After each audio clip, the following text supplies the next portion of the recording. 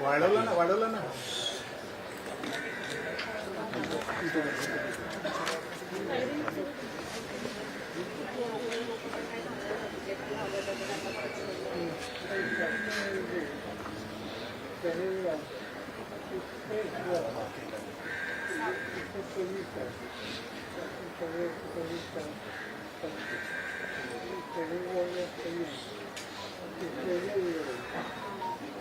जिथं जे झालं ना तिथे सिक्युरिटी कोणीच नव्हतं, एक सुद्धा मिलिटरीवाला तिथे नव्हता. आम्ही कोणाला आवाज देणार नव्हतो. रस्त्यात पडलेले आमचे माणसं होते. आम्ही घाबरलो, पडलो तिथे चिखल आम्ही कोणाला आवाज देणार. आवाज काढायची पण सोय नव्हती. ते बंदुका घेऊन हातात उभे होते. काळं उभं राहिल्यासारखे धडाधडा गोळ्या मारत. त्यांनी काही बघितलं नाही. डोक्यात गोळ्या खाते 5-7 किती अर्धा पाऊण तासात 6-7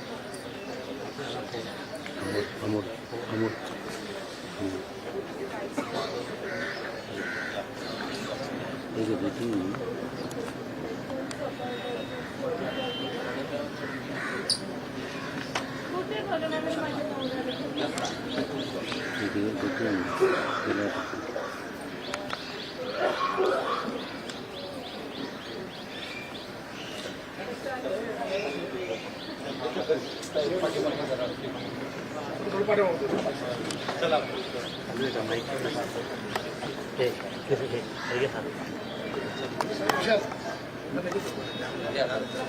तो अलीकडे बंद कर मी जातो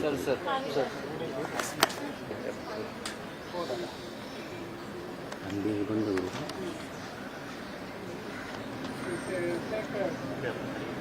दिसतात का पवार अलीकडे मी जातो 10 वाजेपर्यंत आम्हाला 10-11 पण आम्हाला काहीच नाही. आहे जिवंत आहे आम्ही त्या अशा इकडे कुठे कॉन्टॅक्ट वापरून काय कसं बघणार आहे. आमचं एवढं जीव होतं का आम्ही लेडीज दोघी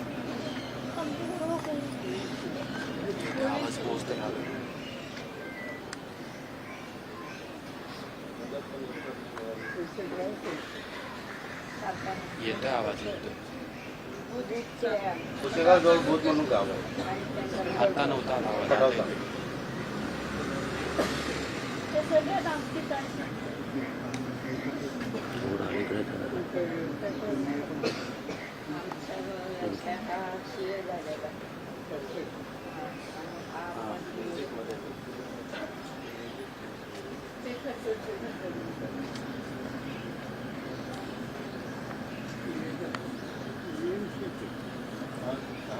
निंबूचं अतिशय शोकाकुल वातावरण आपल्याला या जगदळी इथे पाहायला मिळते. आता शरद पवार आहेत ते सुद्धा या ठिकाणी पोहोचलेले आहेत. त्यांनी सुद्धा अंतिम दर्शन घेतलेलं आहे आणि संपूर्ण जगदाळे कुटुंबियांकडून म्हणजे जगदाळे यांच्या पत्नी आणि त्यांची मुलगी आसावरी हे सुद्धा त्यावेळेस त्या ठिकाणी होते आणि त्यांनी सगळा घटनाक्रम आहे तो शरद पवार यांना सांगितलेला आहे. कोणत्याही प्रकारची सुरक्षा त्यावेळी तिथं नव्हती असं सुद्धा त्यांच्याकडून सांगण्यात आलेलं आहे. ज्यावेळेस हा हल्ला झाला त्यावेळेस आम्ही मदत नेमकी कोणाकडे मागायची असा सुद्धा प्रश्न त्या ठिकाणी उपस्थित झालेला होता. ही सगळी वेदना आहे ती आत्ता त्यांनी पवार यांच्या समोर मांडलेली आहे आणि शरद पवार हे आता त्यांच्या सध्या कुटुंबियांचं सांत्वन करतायत. काही वेळापूर्वी शरद पवार या ठिकाणी पोहोचलेले होते आणि त्यांनी अंतिम दर्शन घेतलं. नेमकं त्यावेळेस काय घडलं हे सगळं स्वतः शरद पवार आहेत ते या जगदाळे कुटुंबियांकडून जाणून घेत आहेत.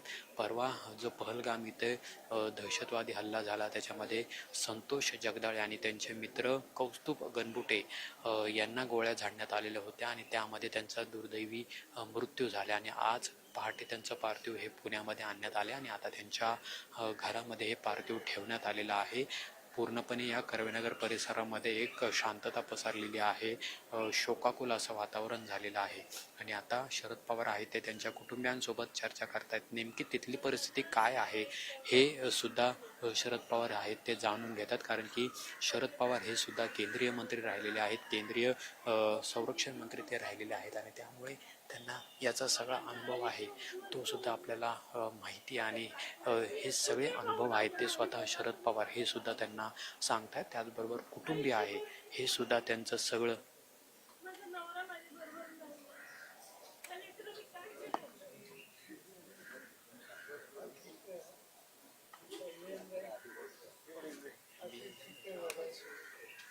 म्हणजे बरोबर असलेला माणूस त्याच्या डोळा फोडून बाहेर काढला.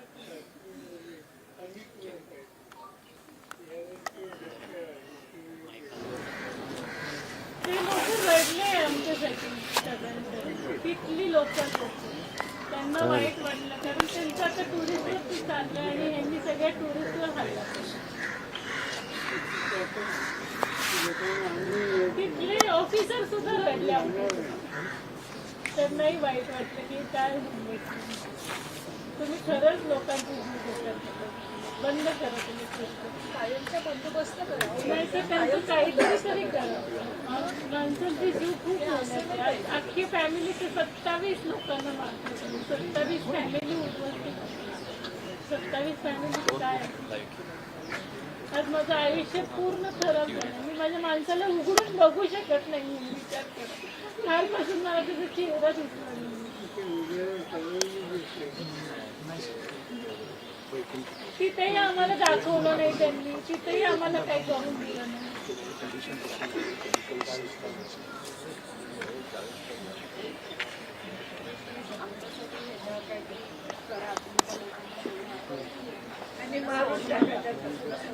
त्यांना मारा ना, आम्हाला दाखवा, त्यांनाही तशाच गोळ्या घाला जसं काय आम्ही डोकी फोडली, लोकांची मांस बाहेर काढलं, रक्त केलं, त्यांनाही तसंच.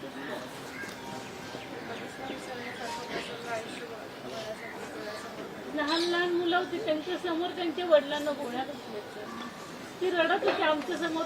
सगळ्यांचा आक्रोश चालला होता. आम्ही एकमेकांना काय सांगू कळत नव्हतं.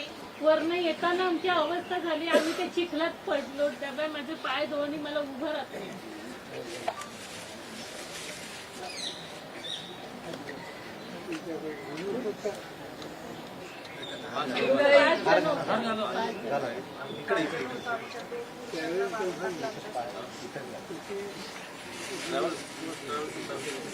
आम्ही आमचं पर्सनल पहिलाच दिवस होता फिरण्याचा.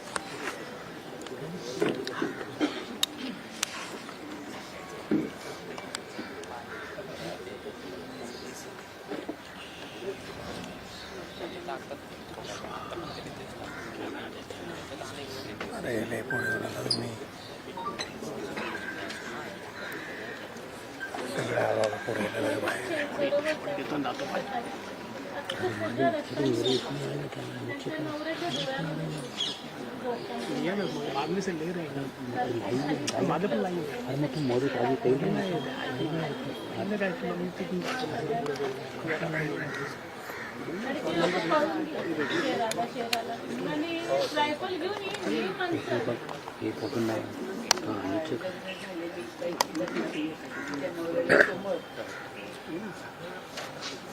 छोट्या मुलांचे वडील होते. एका छोट्या मुली 3 वर्षाचं मुलगा. त्याच्या वडिलांना मारलं.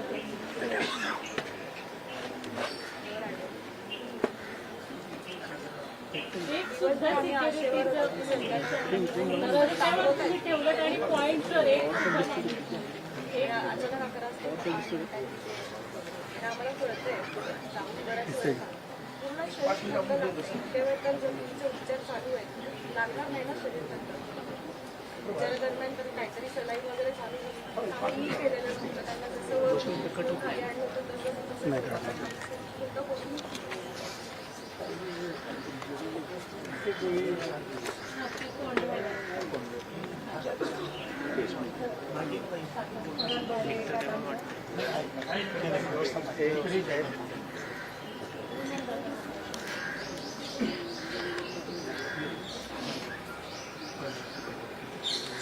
चला